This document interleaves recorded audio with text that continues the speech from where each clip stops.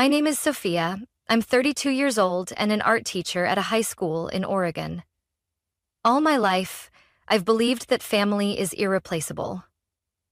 Especially the bond I shared with my grandmother, the woman who taught me how to brew mint tea, embroider handkerchiefs, and cherish the sparkle of sunlight through glass windows. But that belief shattered just 1 week after she passed away. My grandmother Eleanor lived in an old farmhouse from the early 20th century, with a wide porch and a garden full of fragrant lavender.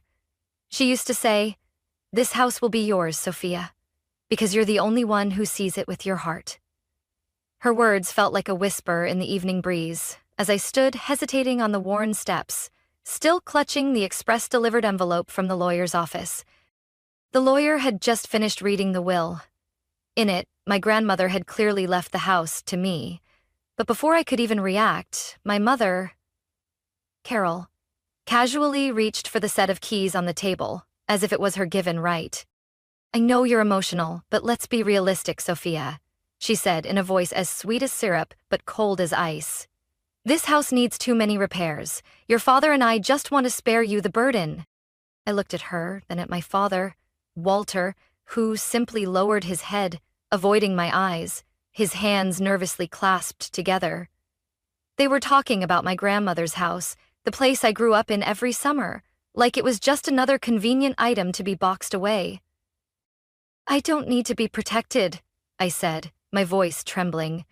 "Grandma left me this house. It's in the will. I have the right."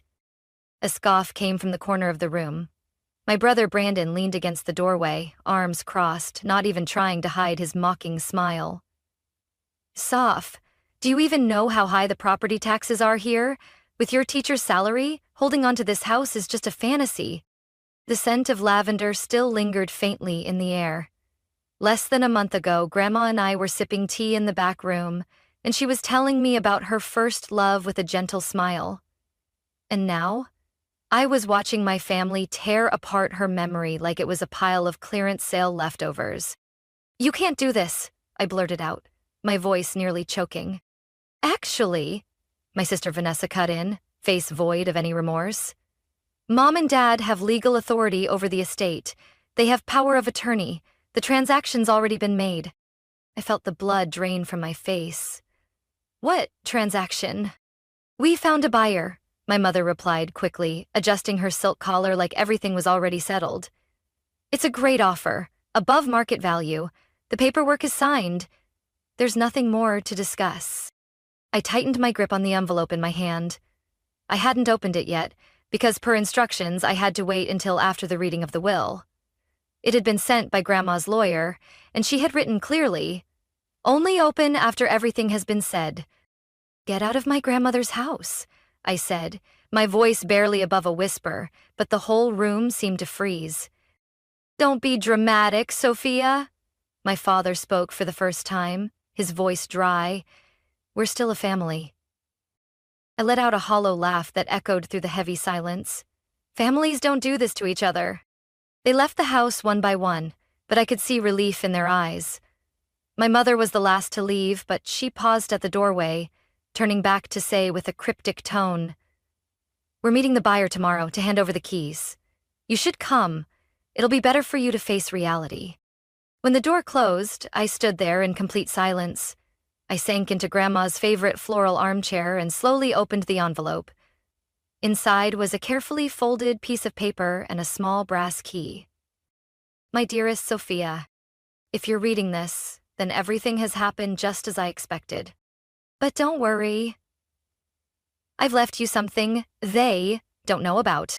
It will help you reclaim what's rightfully yours. Check beneath the third brick on the garden wall, the one with the carved sparrow. Love always finds its way, if you have enough faith." My heart pounded. Grandma always said, the truth doesn't need to shout. It just needs someone brave enough to listen. It seemed she had prepared for every possibility, and now it was my turn to act. I stood up, still clutching the key. The sun was setting behind the trees, casting soft golden light across the house walls. This house hadn't finished telling its story, and I would be the one to listen to it until the very end. It was already dark when I stepped into the garden, holding a small flashlight and the brass key Grandma left me. The crisp early season air made me shiver, but my heart burned with determination. Each step on the mossy stone path took me back to childhood summers, watering plants with Grandma, picking up fallen petals, listening to her speak of the things grown-ups hide in places no one notices. I stopped at the old stone wall at the edge of the garden, the one where she used to sit quietly and embroider. Running my fingers over the bricks in the dim light, I searched for the carved sparrow. It took a few minutes, but at last, my fingers brushed against an oddly smooth curve, just as she'd written. A brick with a sparrow spreading its wings. I gently pried with my fingertip, and to my surprise, the brick came loose easily. Inside was a small tin box wrapped in vintage-patterned silk fabric. My heart pounded. I opened it to find a thick bundle of documents tied with a blue ribbon, a USB drive, and a handwritten note. My dear Sophie, they will try to take everything from you, but they don't know I was one step ahead. Inside these pages is the truth that the law cannot ignore. Take them to my lawyer, Abigail Hart.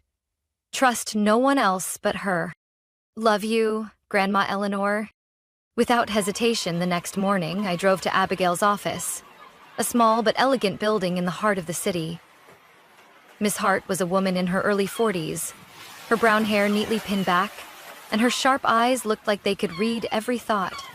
When I placed the documents on her desk and explained everything, she stayed silent for a long moment, then began flipping through the first few pages. Less than 10 minutes later, her expression changed noticeably. Sophia, she said, her voice serious. Your grandmother was incredibly thorough. This document is a legally valid codicil to the original will. It was notarized 6 months before her passing. I straightened in my seat. Does it say anything specific? She nodded.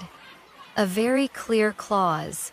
The house cannot be sold without your direct, signed consent, verified by a designated third party. Me.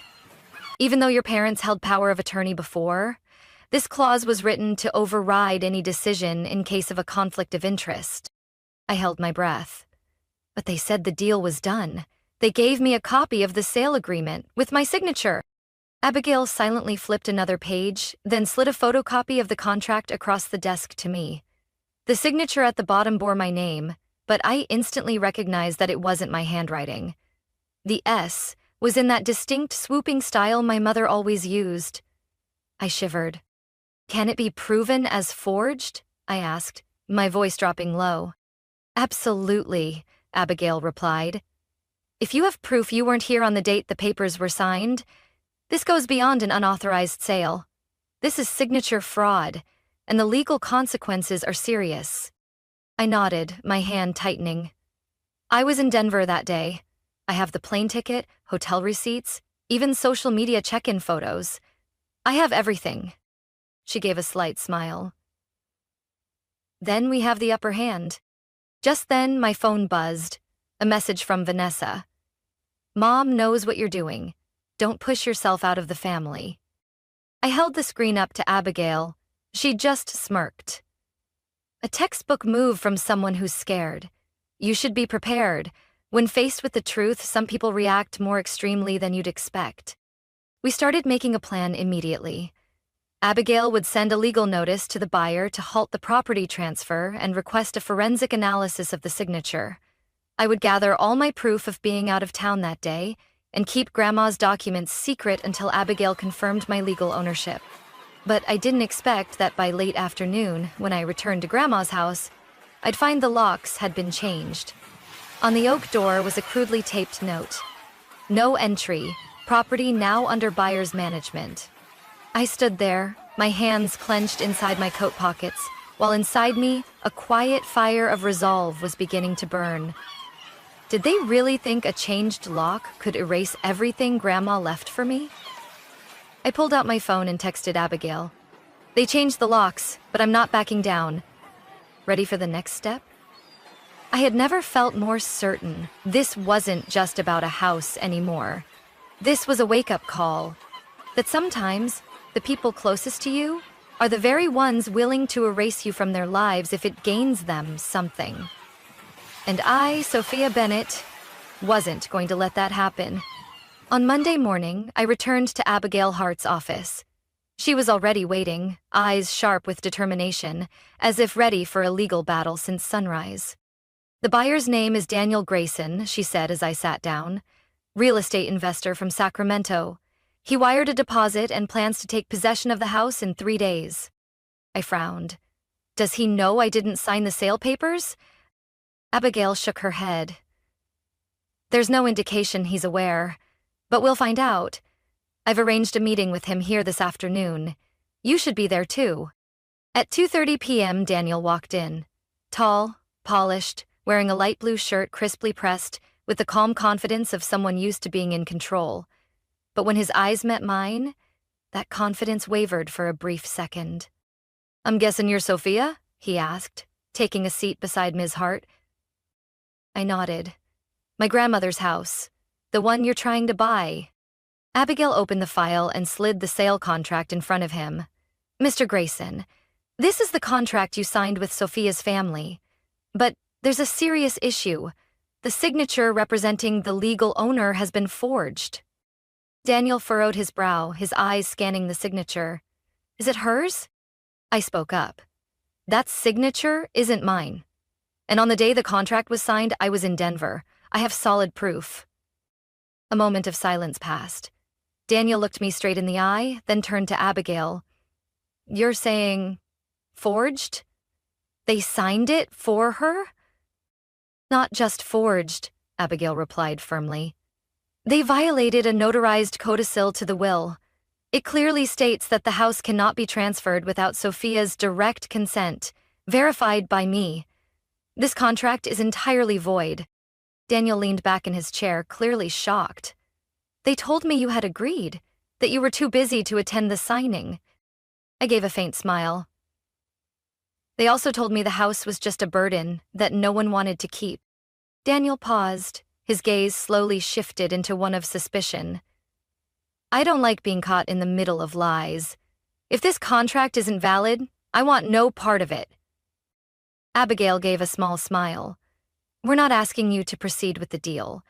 But if you're willing to clarify what you were told by the sellers, it could be legally significant." He thought for a moment, then nodded. "I've got nothing to hide. I'll cooperate. But you should know. Over the past few weeks, your mother kept pressuring me to sign quickly. She said there was a financial urgency, and if I delayed, she'd go with another buyer." I looked at Abigail. She was trying to rush everything before I found out. Daniel nodded, pulling out his phone. "I've got the whole chain of emails and texts. I can print them and sign a statement if needed." Abigail jotted down notes in the file. "We'll need everything, both content and timestamps, especially anything that mentions Sophia." Daniel picked up a folder he had brought. "I also have this. There's a line where she says, 'We are the rightful heirs. The girl won't be able to interfere. This deal is for the good of the whole family.'" I felt a tightness in my chest. A short sentence, but calculated and cold. To them, I was nothing more than an obstacle in their transaction. Daniel looked up, his gaze softening. "I'm truly sorry. If I had known something was wrong, I wouldn't have gotten involved." I nodded. "It's not your fault. You were just used, like I was." Abigail gathered the documents, arranging them neatly. "Thank you, Daniel. Your testimony and evidence will be extremely helpful." He stood, shaking hands with us. "If you need anything else, just reach out. I don't want to help anyone take something that doesn't belong to them." Once he left, the office fell silent again. I leaned back in my chair, my eyes still on the file on the desk. "So they really went this far," I said slowly. "Forging my signature, lying to the buyer, pushing me out of my own grandmother's house." Abigail looked at me, her expression resolute. "And now it's time for you to take everything back. They didn't count on you fighting back." I pressed my lips together, then stood. "I won't let my grandmother down. They think a few documents can erase everything, but they forgot one thing." Abigail raised an eyebrow. "What?" I turned to face her. That a true legacy doesn't lie in property. It lies in the truth. And I would be the one to bring that truth into the light. That evening, I got a call from someone I never expected to take my side. Vanessa. My sister, always the perfect replica of our mother, composed, polished, and forever defending our parents without question. But her voice on the phone didn't sound like the usual Vanessa. It was hesitant, uncertain. Sophia, can we meet? This is important. I was quiet for a few seconds, then asked, Where? Lantern Cafe, corner of 5th and Maple. Don't tell anyone in the family. 30 minutes later, I walked into the cafe with a swirl of mixed emotions, caution, anger, and a hint of curiosity. Vanessa was already seated in the corner, hands wrapped around a full coffee cup, her eyes fixed on the window as if avoiding reality. When she saw me, she stood quickly, pulling out a chair for me. I don't even know where to start, she said, her voice so quiet I had to lean in to hear. Start with the truth, I replied coldly. Vanessa took a deep breath. I went through some papers in Mom's drawer. There are things that don't match the will you and the lawyer have. I froze. What do you mean? They altered documents. Mom has a fake version of the will. And there's a financial file too. Shady loans, questionable bills. Sophia, I think Dad's company is under investigation. They need money fast. That's why they tried to sell Grandma's house. It felt like the air froze in my lungs. I'd suspected it, but hearing it from my own sister was still a shock. And the signature on the house sale contract? Vanessa looked at me, guilty. Brandon signed it. Mom convinced him. They said it was the only way to save the company from collapsing. I clenched both fists. They think forging legal documents is acceptable? Vanessa didn't answer, but her silence spoke volumes. There's more, she continued. They're planning to meet with a new buyer at the Regency Hotel next Friday night, 8 p.m. Room 746. They're trying to renegotiate, offering additional assets in the deal. I frowned. What assets? I'm not sure, but Mom mentioned high-value items. I think it's the things Grandma kept hidden. Maybe paintings, jewelry, or something important you haven't discovered yet. I nodded slowly, the puzzle pieces clicking into place in my mind. Why are you telling me all this? I asked. Vanessa bit her lip. Because I can't take it anymore. Mom's always wanted everything to go her way, ever since we were kids, but this time, they've gone too far. Grandma left that house to you. And I know she did it because she believed you were the only one who could protect it. I can't keep looking the other way. I looked at her. For the first time, I saw an unguarded honesty in her eyes. Do you want help? She asked quietly. I nodded, my voice firm. Would you be willing to testify if this goes to court? Vanessa hesitated for a moment, then nodded decisively. Yeah. I pulled out my phone and texted Abigail. New info.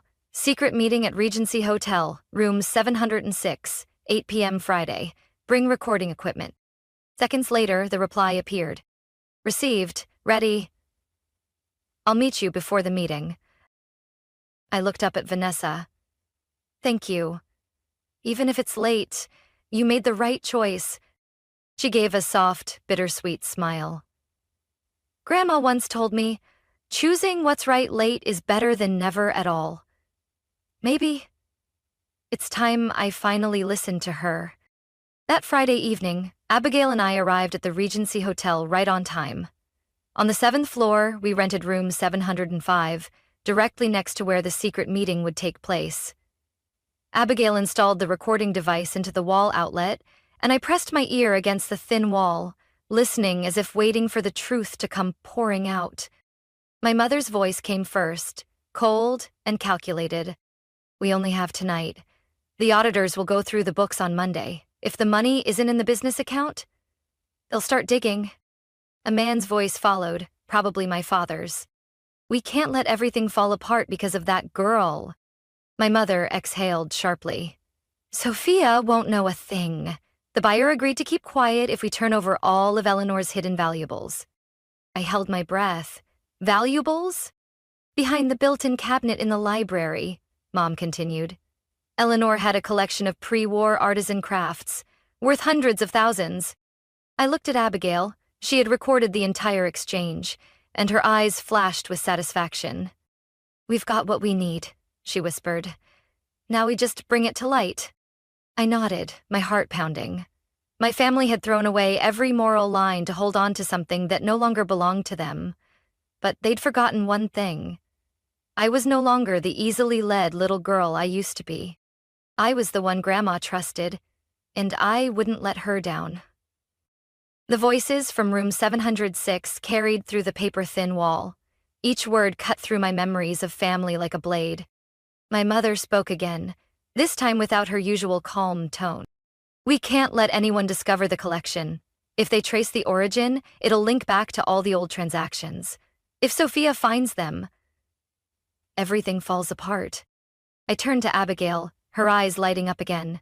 She quickly scribbled notes, each stroke bold and deliberate. "That collection, what is it really?" I whispered. Abigail shook her head. "We'll find out soon enough." On the other side of the wall, my father chimed in. "Are you sure they're still in the house? Eleanor might have moved them somewhere else." "No," my mother responded quickly. "She didn't have the time, and she thought she could hide them longer. But I know that house better than anyone. The library room, the wall behind the bookshelf. There's a hidden compartment. We'll go there tomorrow morning before the auditors arrive." I heard footsteps, papers shuffling, then the sound of water being poured, followed by a new male voice, clearly the buyer's representative. "But I need assurance. If those are truly antique paintings, their value is no less than $1 million. I won't transfer anything until they're verified." My mother spoke slowly. "You'll get the paintings, but you are not to contact anyone connected to Sophia. She no longer has any rights." Abigail motioned with her hand, then pointed at the clock. "Almost 8:30. She pulled out her phone and whispered, "We've got enough on tape. We need to leave before they wrap up." We slipped out of the hotel through the back elevator, unnoticed. On the way back to the office, I didn't say a word. I just held tight to the bag containing the recording, evidence of a crime covered up for years by my own flesh and blood. Once we were back at the office, Abigail immediately extracted the audio file and saved it onto 3 separate devices. She wasn't taking any risks. "Do you think my grandma knew about all this beforehand?" I asked, curled up in a chair, eyes gazing out the nighttime window. Abigail nodded. "Without a doubt. Eleanor didn't just revise her will. She deliberately added a clause to block the sale. That tells me she knew exactly what they were planning." I swallowed hard. "And she hid the paintings inside the wall. Because if they were discovered, your entire family could face investigation for tax evasion, money laundering, or worse, trafficking undocumented artwork." Abigail opened a drawer and pulled out a list. "Your grandmother had been in contact with an appraiser named Helen Reeves. This is a handwritten letter she wrote 6 months ago. It lists several paintings possibly belonging to a collection that's been missing since the 1940. I shivered. She knew what they were doing, and she tried to save everything in silence. Abigail looked at me for a long moment, then gave a small smile. "And she believed you would be the one to protect that legacy when the time came." The next morning, we arrived at my grandmother's house with a court-issued authorization and a temporary protection order to prevent anyone from interfering with a property under legal dispute.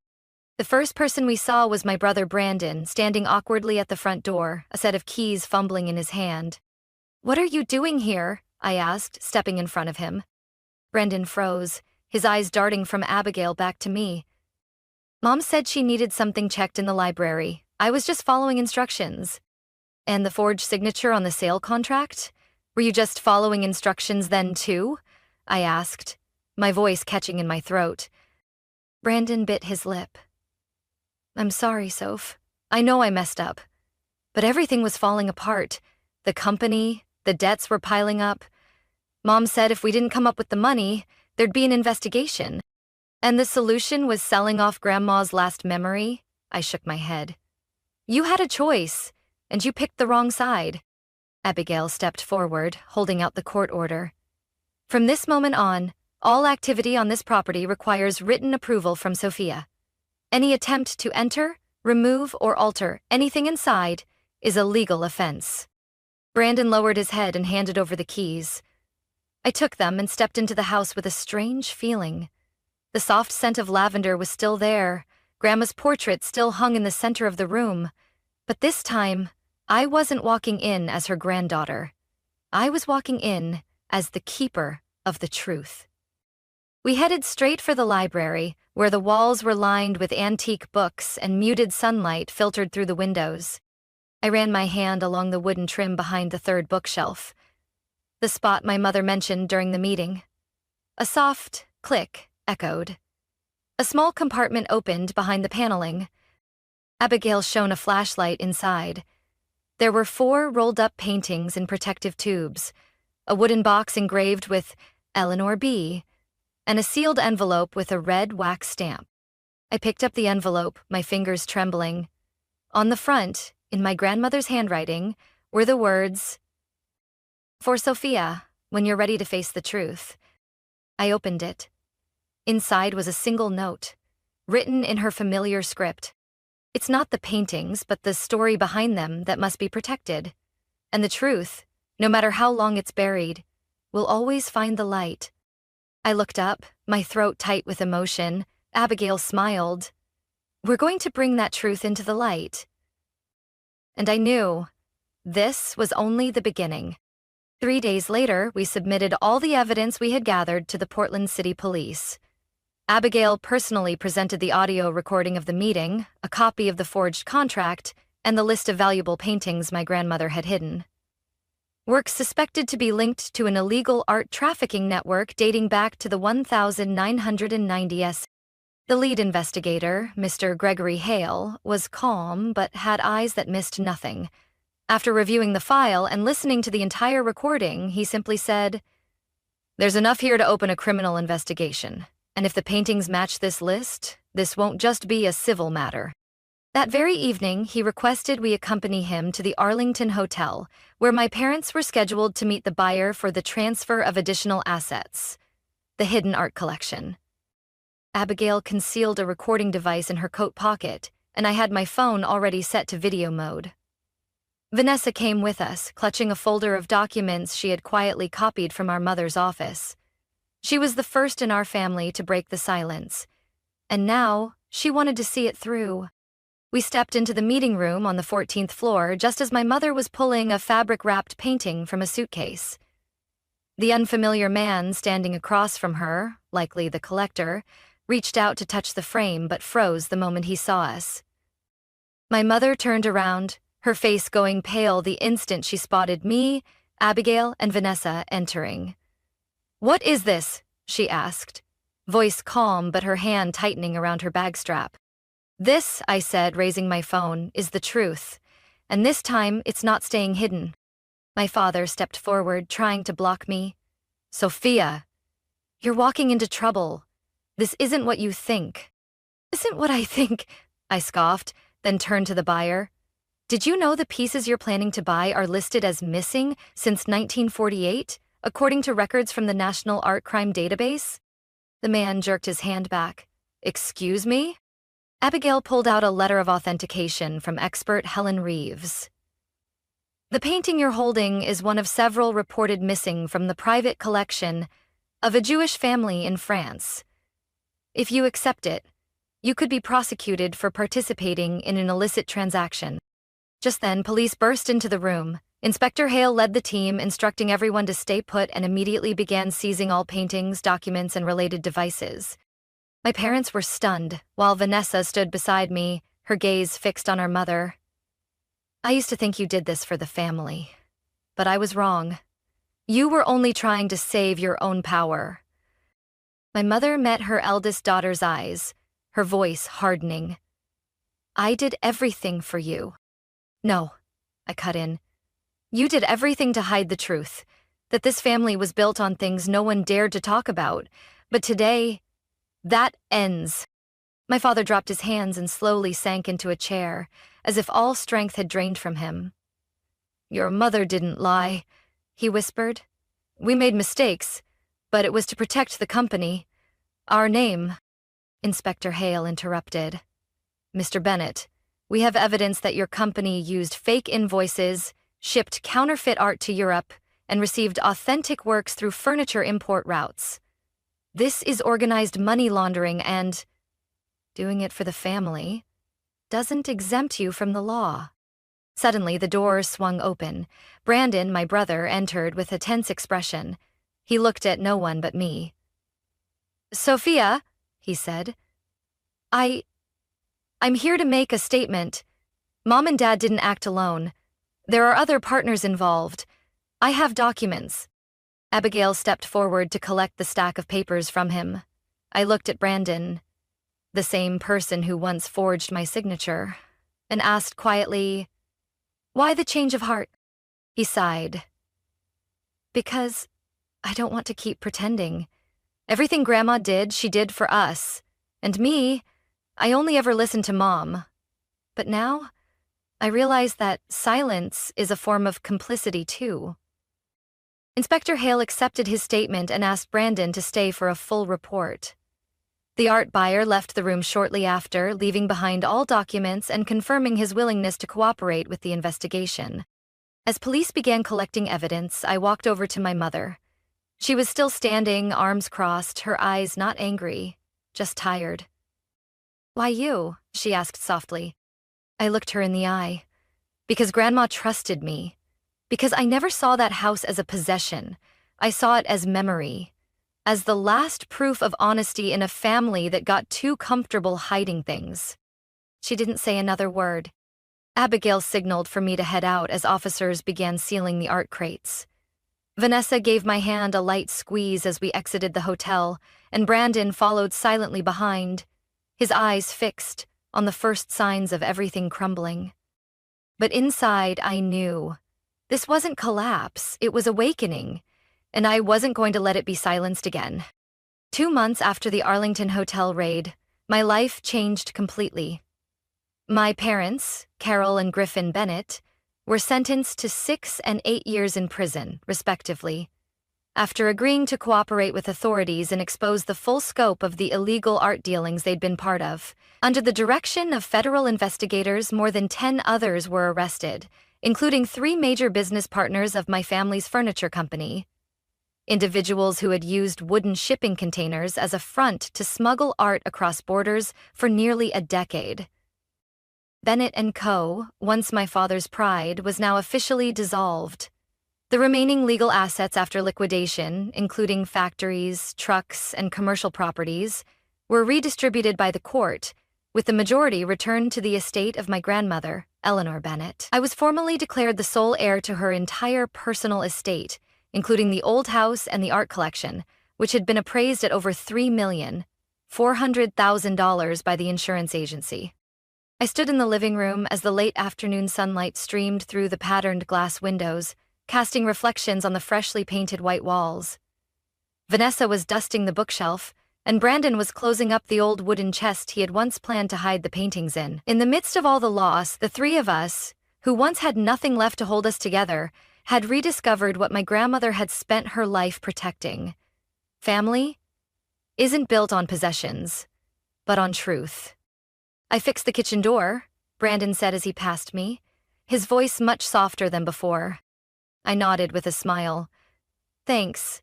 This house feels like it's been waiting for that. Vanessa stood upright, her hand resting on an old book embroidered with our grandmother's name. She left us more than we realized. I nodded. Not just paintings or property. She left us a chance to start over, this time with no more secrets. Every day in this house helped me understand why she kept everything here. Beneath the old tile floors were the footprints of our childhood. Above, on the ceiling, still remained the faint crack she once said, "Look like a heart if you stand at just the right angle." And in every photo frame, every book, were traces of a woman who lived ahead of her time, quietly fighting to protect values more lasting than wealth. On Friday afternoon, lawyer Abigail stopped by with the final court confirmation. The house, all its contents, and the insurance settlement from the paintings were now legally mine. She placed the file on the coffee table, the same spot where my grandmother used to sit every afternoon, brewing tea and knitting handkerchiefs. "Congratulations, Sophia," Abigail said gently. "You kept your promise to her." I opened the file, scanning the red seals and signatures. No more disputes, no more forgeries, no more fearing tomorrow. I don't know what to say except, "Thank you," I replied, my heart light as if a boulder had been lifted from my chest. "There's one more thing you should know," she said, pulling out a small envelope. "This came from the archives, your grandmother's last letter, dated 1 week before she passed." I took the envelope and opened it. Her familiar handwriting appeared on cream stationery. "My dearest Sophie, if you're reading this, then the secrets have likely come to light. I never wanted you to grow up with a heart full of doubt, but sometimes the truth needs time to rise. Keep this house as a place of healing, not just for you, but for all who've ever lost their way. I love you, Grandma." I folded the letter, my eyes stinging, but my heart strangely at peace. Just then, the doorbell rang. It was Edward, the former art buyer, now an unexpected ally through the entire ordeal. "Hi, Sophia," he smiled, holding a carefully wrapped frame. "I stopped by to return this. I think it belonged to your grandmother." I unwrapped the package. It was the small watercolor painting she had hung in her bedroom, a spring garden scene. I'd always assumed it was a print, but now, looking closely, each brushstroke was clear. This was the original. Edward spoke gently. "I had it appraised. Turns out it was the debut piece of a well-known female artist from the 1920s. No signature, because your grandmother was her close friend." I laughed softly. She hid talent better than she hid old paintings. We hung the painting back in its original place, right above the fireplace. The house felt alive again. This time, without lies, only love, memories, and a new beginning. As the orange glow of sunset filtered through the windows, I stood on the porch with Vanessa and Brandon, 3 fractured pieces slowly stitching back together with the invisible thread of forgiveness. "Grandma was right," I said quietly. "We can lose everything, but as long as we still have trust, we can rebuild." Vanessa squeezed my hand. Brandon gave a small nod. This house had once buried secrets. Now it held the most precious things of all: truth, love, and family. Just as Eleanor always hoped. From my own story, I've come to realize that the most valuable legacy isn't money or rare paintings. It's truth and the courage to protect what's right. Even when betrayed by those closest to me, I chose to stand up, not for revenge, but to preserve the values my grandmother cherished all her life. In the end, the house wasn't just protected. It became a place of healing, of new beginnings, and of proof that truth always finds its voice. What do you think about Sophia's journey and the choices she made? Share your thoughts in the comments below. Don't forget to follow the channel for more heartfelt and meaningful stories about life and family.